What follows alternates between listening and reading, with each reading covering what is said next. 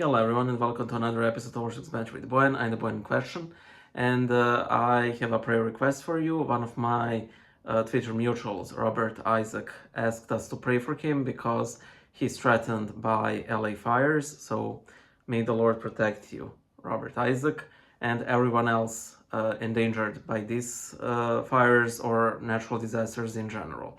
I've read somewhere that I think it was Saint Porphyrius or Saint Paisios. Somebody asked them to pray for their departed cousin, whose name was Demetrius, and the saint said, "May the Lord have mercy on Demetrius and all Demetriuses." So, in like manner, I really think that whenever we pray for somebody who is facing some issue, we should also pray for everyone who's facing similar issue. This is a little bit of, prayer maxing. But let's return to the subject of this video, and that is a possible scam I was exposed to. So what happened? In one of my previous videos where I mentioned, quitting my day job and everything, I mentioned that I upload my content on a lot of platforms. One of those platforms is DeviantArt, and I made also another video on DeviantArt where I lamented on the fact that they allow AI art to be posted there, because I honestly believe that AI art is it simply isn't art. It creates maybe an art piece, if you will, but there's no actual skill in creating it. So I don't think that's art. But I still post there, people still use that website. And I went through my regular rounds of posting things, and I saw that I got a DM. And very rarely do I get DMs on DeviantArt. I would get one like per year to notify me, hey, I used your art on my blog. I reply with, oh, I'm glad you liked it, and that's the scope of my interaction with people on DeviantArt. This was different. I got a DM that simply said, hey, do you do commissions? And I said, ever hungry for money? Yes, I do commissions. Great. Could you please draw from a reference my child? And I said, yes, I could. And they said, can we move on to Telegram or WhatsApp, because I can't send the photos here. Now, DeviantArt allows you to send photos, but also DeviantArt is tied with Steam in having the worst possible interface ever conceived. I honestly hate it. I don't know which one of these websites has it worse. It's a literal atrocity against practicality and beauty. And I can forgive that for Steam, because it's like a video game platform, but for DeviantArt to have an ugly website, that's borderline blasphemous. So I assumed at that moment that this person was simply not that tech savvy and that they didn't know how to send these reference photos. So I shared my Telegram with them. They said, oh, I can find you, can you please add me? I add them, and we started speaking.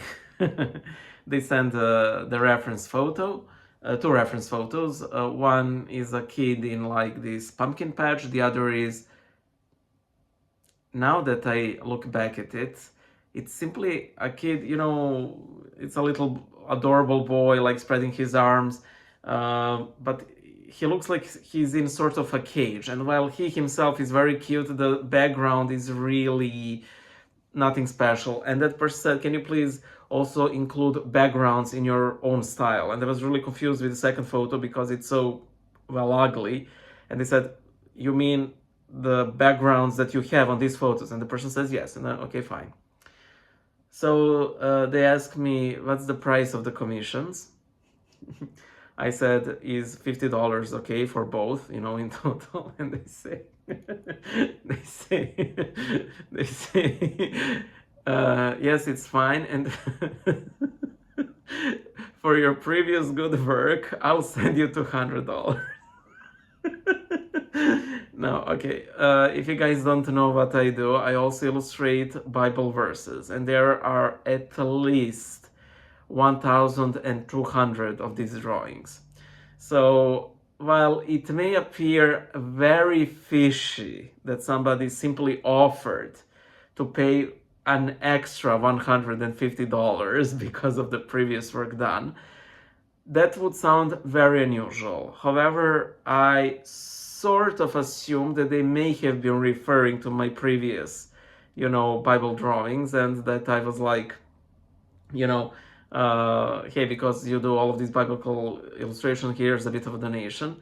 However, I'm a firm believer of if it's too good to be true, it probably isn't. And that's the lesson number one. If it's too good to be true, it probably isn't. And by the way, I'm a content creator.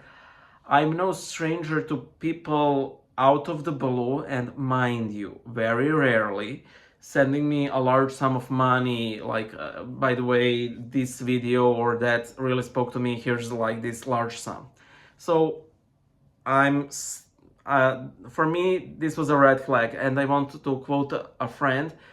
This isn't a red flag, this is a Turkish celebration of the Day of Independence, However, I'm keeping my mind not open, but ajar, I don't want to condemn anything, and of course, having $200 is great. So they ask, is PayPal okay? And they say, yes, it's okay. They ask me, what's your address? And I send them my email address. And they, oh, by the way, I'll need your profile name. And they're like, for what? And they say, to send you the money. And they said, you don't need my name. You have the email address, it's sufficient. And by the way, okay. And they say, no, I need the name. Again, I'm that suspicious. But I give them my name. And you can imagine my shock and horror when it turned out that this, which seemed to be a scam, actually was a scam. So I send them the name and my last name, and by the way, if you don't know what my last name is, it really looks like a bunch of completely randomly generated letters. So I'm kind of sad that I didn't send them like misspelled last name. So what's happened? Immediately they send me a screenshot. Here I paid those $200. Seconds later, I get an email. Hey, Bojan Teodosievich, yes, that's my last name. Good luck spelling it. And I get this from official PayPal email address, and it goes, "Hey, Bojan Teodosievich, you received $200. However, this transaction has been rejected because you have private account," which is a lie. I have a business account. "In order to update to business account, this person needs to send you $300 more." Of course, it all looks very, very official, despite the fact, again, that they're lying, that as I already said, I have a business account, and I need to have a business account to send money to my business account, which I have here. Okay. I'm still playing along, and when I play along with scammers, I have basically 3 rules. Never send them out money, never click links, and the third is never give them any info that could endanger me. Okay, so I tell this person, hey, the transaction bounced because I don't have the business account, and they tell them this is a lie. And they say, oh, well, I guess we'll have to do what PayPal says. Do you mind me sending those extra $300? And I'm like, sure, if you want to. But you have to promise me to return them. And, I'm like, okay, I promise. I do a little deep dive on this email, and I'm good at finding out phishing. So I check the email, and it's actually legit. It's like service@intl.paypal.com, something like that. I check it with my previous PayPal emails, and yeah, it's legit mail. Then I squint and zoom in.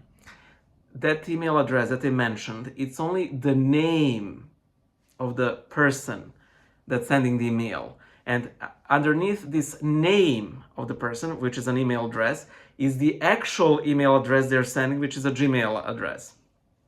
And they're like, there you are. I was wondering where it was, but so far, no issues. So they send me $300 again to upgrade the account, which I don't know how that would actually work anyway. They send me those fictional $300. And again, I very promptly get an email. Hey Boyan, Elizabeth has sent additional $300, and at this point I'm literally laughing my guts out. When did ever PayPal said something along the lines of, this person has sent you additional money? I mean, they don't. They say they just send you X has sent you Y dollars or euros or whatever. However, the second mail has a twist. In order to accept these funds, you need to, click on transactions, and there's a login link in that fake mail. So I tell that person, hey, I received those $300, but they're not showing up in my account. At this moment, I'm writing on Twitter, hey guys, there was a scam attempt. Oh, one more thing. Yeah, this is something I forgot to mention. I got their telephone number because that's Telegram. I checked the dial code and it's Nigeria. So red flags galore. So I tell them I'm still not seeing money on my account because I'm logged in on my actual PayPal. I'm seeing that I'm not rich, you have to pity honest people in Nigeria who maybe really want to send like large sums of money. Nobody will believe them ever. So, and somebody writes to me on Twitter, hey, you should mention, may this or that deity smite your family. That will really piss them off. And I checked, it's this like demon warrior or something. So, and this person is like, hey, did you not understand what you need to do? You need to log into PayPal. And I'm like, I am logged into PayPal. And no, you have to click the link. And they literally go, do you take me for a fool? Don't you think I've seen that it's a Gmail account? And immediately I get blocked.